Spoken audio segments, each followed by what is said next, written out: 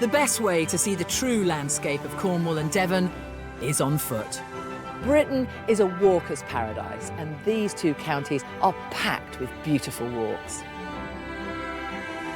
Just another epic cove in Cornwall. Going to the places only your walking boots can take you. Oh, look at this. Hansel and Gretel style cottage. Just makes my heart sing. I'm with you. From the rugged rocks of Dartmouth to the wild beauty of the Lizard. That is a joy. And en route, I'll be seeking out the county's most unforgettable views. This is thought to be the oldest surviving beacon in the British Isles. Pretty impressive. You didn't fall off! And meeting the people It is an honour to be with the godmother of Cornish pasties. that make Cornwall and Devon so unique. So walk with me. It's going to be an adventure you'll never forget.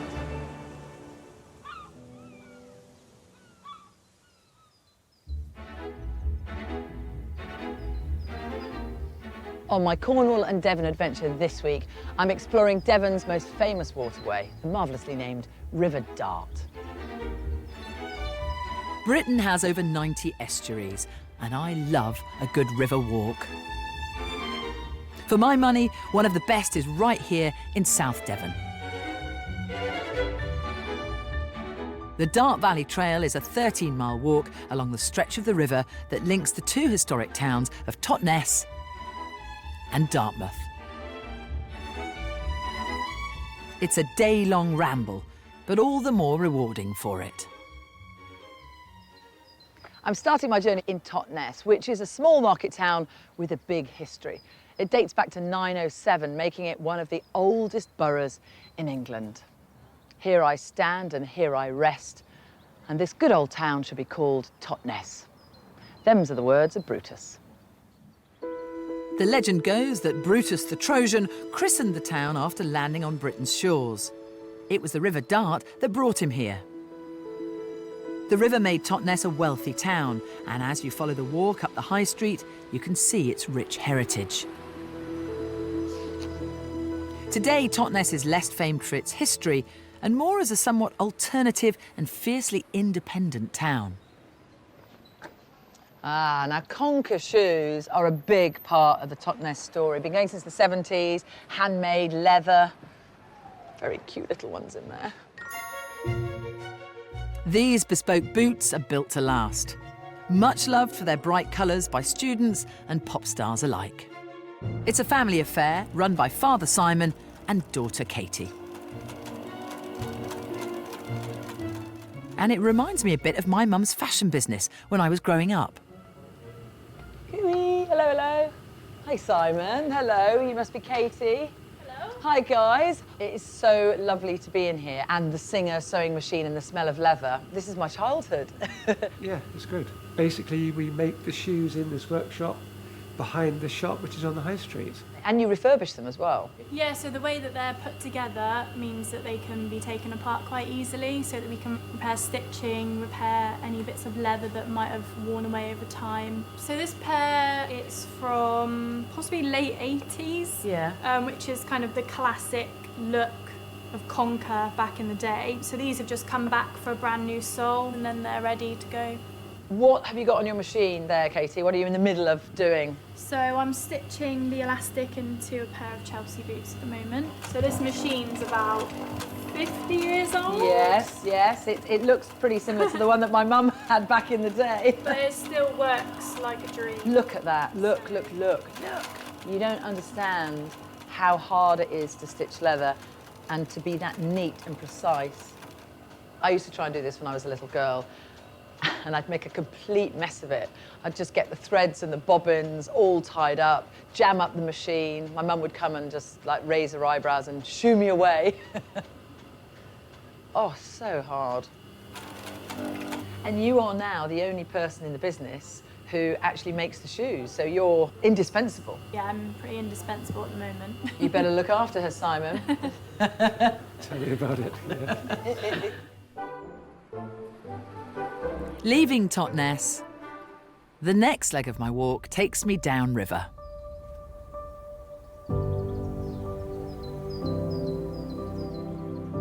heading south through the boatyards and out into the Dart Valley Trail towards the Sharpham Estate. Britain has over 4,500 miles of rivers and canals. A very impressive walk. And this walk is testament to how our rivers are the lifeblood of the countryside. You can clearly make out Totnes where I started. And actually from there to here, it's about 3 miles. Even though it doesn't look it, you've got to follow the wonderful curves of the river. So you're proper walking by now, chaps. I'm walking through the Sharpham Estate. 550 acres of rolling countryside owned and managed by the Sharpham Trust, a charity concerned with the arts, conservation and rural regeneration. Their latest project, the Wild for People scheme, is letting nature reclaim more than 100 acres of this landscape. And that's why this bit here is particularly bushy. And you can see all this foliage. You can come and stay here for a wild retreat. I like the sound of that.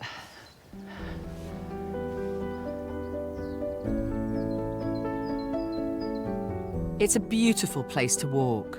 Rivers like this are an important natural resource and a rich habitat for bird life. That is lovely. The path heads up towards Sharpham House. A beautiful Grade 1 listed 18th century Palladian villa that overlooks the whole estate and the river that snakes around it.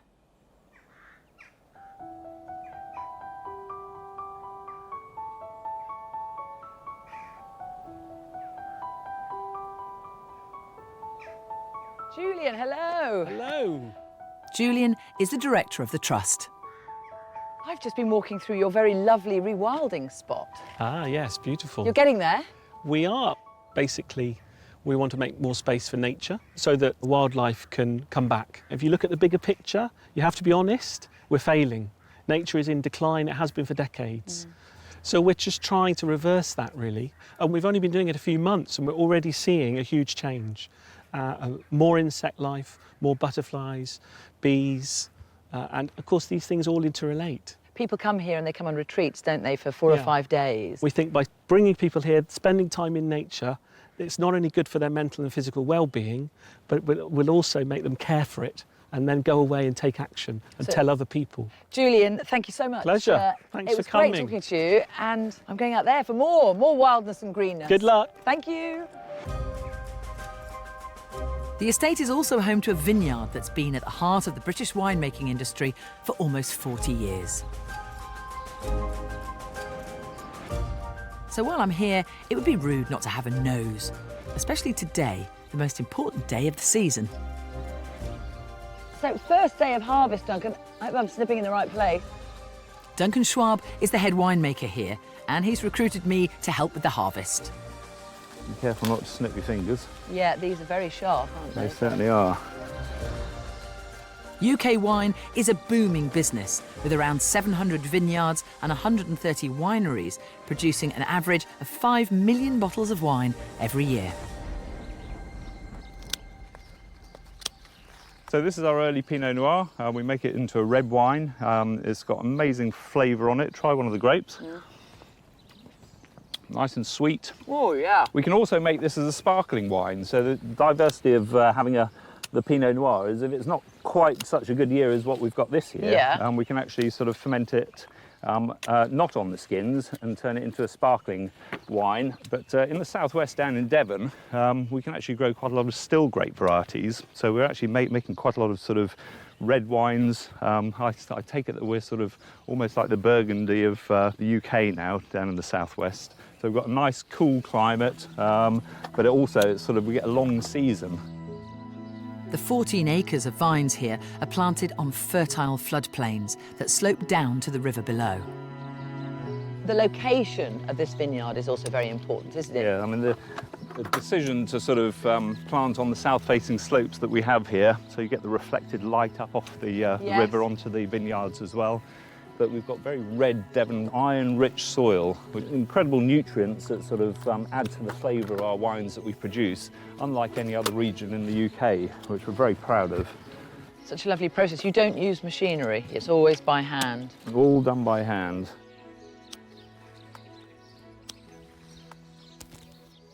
I think we've done brilliantly. Now, probably best to take it back to the winery now.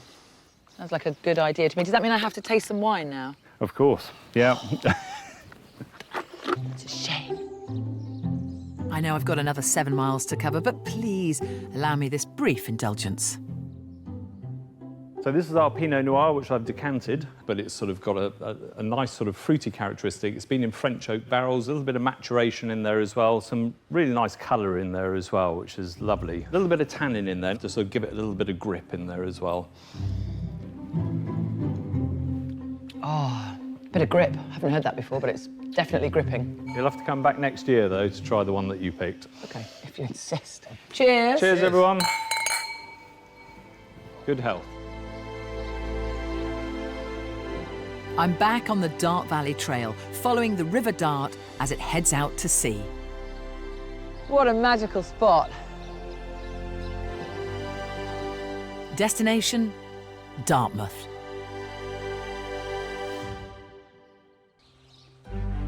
I'm in South Devon, walking the Dart Valley Trail. There are secret creeks and dense woodlands all around. It's a 13-mile hike from Totnes to Dartmouth, through a designated area of outstanding natural beauty, along the alluring banks of the River Dart.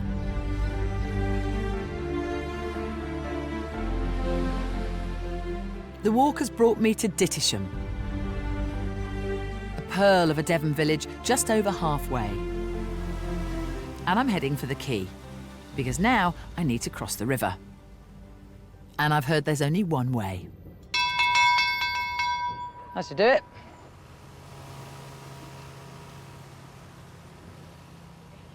Afternoon. How you doing? Good.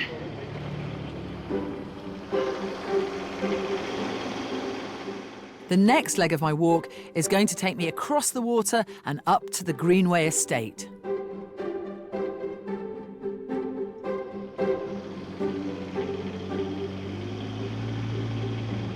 People have been crossing this stretch of water from Dittisham to Greenway Quay for centuries, well, thousands of years. Cattle, cars, people. And then back in 1974, that was it, just humans. It's beautiful, isn't it? Thanks, Stuart.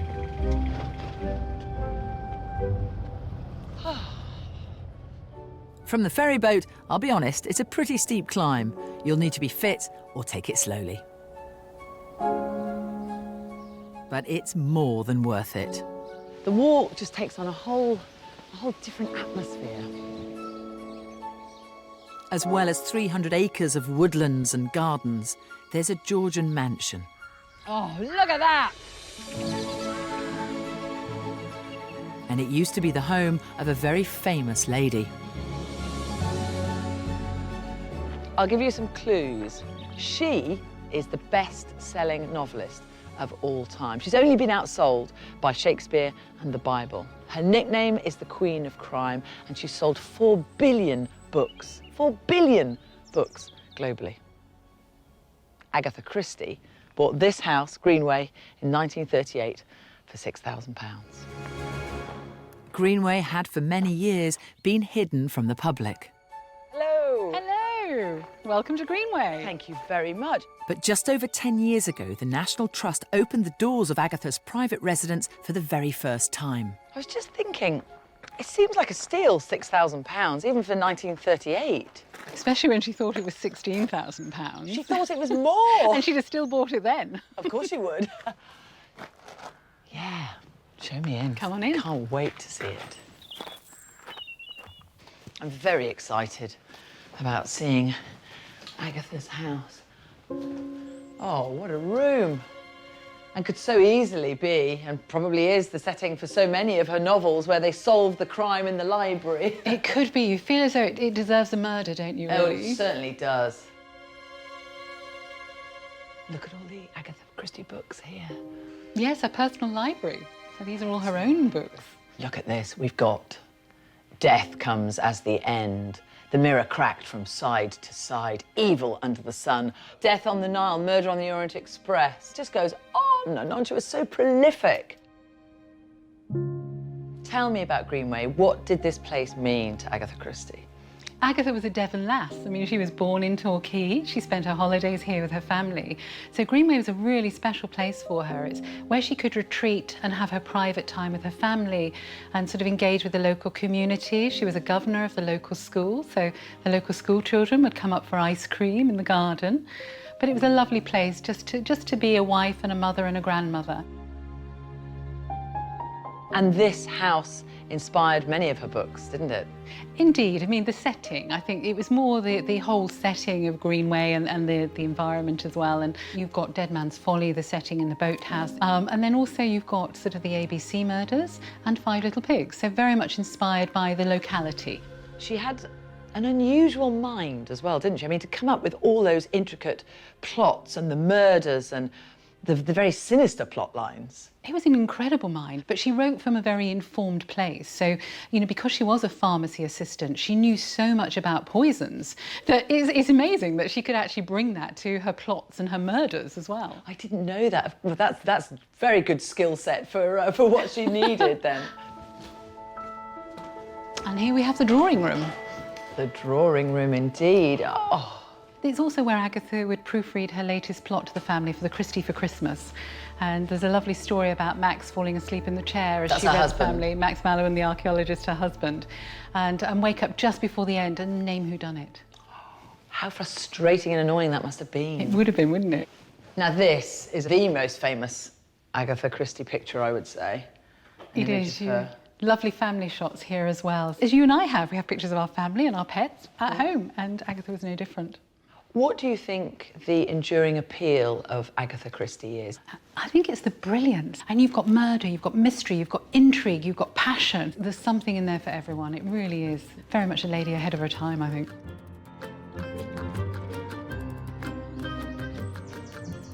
I'm leaving the fascinating story of Greenway behind me and getting back on the trail. There's about 3.5 miles to go, I'd say. Getting a little bit out of puff. Walking through the wooded banks of the River Dart. Listen to the leaves rustling in the air. The last leg of my journey takes me to Kingswear, where I'll take a ferry to Dartmouth, my final destination.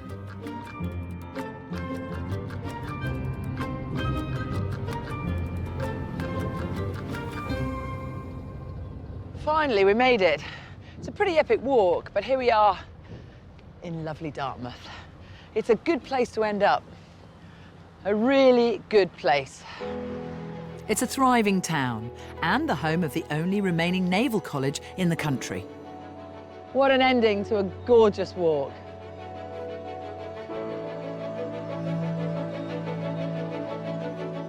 And much like Totnes, Dartmouth became the town that it is today thanks to this river. So relaxing and calming and just therapeutic. Today, the river brings a lot of tourists to Dartmouth, and it was recently voted the second best seaside town in the UK, just behind St Mawes in Cornwall. Mitch Tonks owns and runs 2 award-winning fish restaurants in the town, and he's made Dartmouth his home. What is the magic of Dartmouth? You've got the right word, magic, and I remember coming here as a boy on my first holidays, and I think now of Dartmouth as like an inland island. You know, once you're here, it's a long way out, but when you walk around these streets, there's all these kind of wonderful buildings, little pubs. I remember it being full of lots of independent restaurants and bars, which there still is. It is a pretty unique place, and when you look at all this, I mean... Rivers are the lifeblood of a community, really, aren't they? Well, everything in Dartmouth centres around the river. I mean, our visitors arrive by water. It's a huge attraction for boats. It's an ever-changing landscape here. Everybody that lives here sees the river as a way of life. We're blessed. Do you think it would be fair, Mitch, to call this sort of the epicentre of fish? Well, you're very close to it. I mean, Dartmouth is a shellfish port, so you've got the best crab and lobster in the world here, and just down the road in Brixham, you've got the best fish in the world, so this is it. We're close. This is it. Of course I'm going to taste some of your fish and chips, but why do we love that dish so much in the UK? You know What is it about the fish and chips? There's just something really amazing about it, right? And I always think that if you can sit eating fish and chips with a view of the sea, you've got one of the best meals in the world. I don't think it's one of those things to take home. I think it's one of the things to eat out, and it is a true takeaway, and it will always be our national dish, I'm sure. This beloved fried fish dish was introduced by Jewish immigrants, and the first recorded fish and chip shop opened in London in 1860. Now, there are over 10,000 across the country. Thank you. Can I grab you anything else? Oh, I'll have a bit of ketchup, please. Yeah. Thank you. You're welcome. I know I'm going to enjoy this. Right by the sea.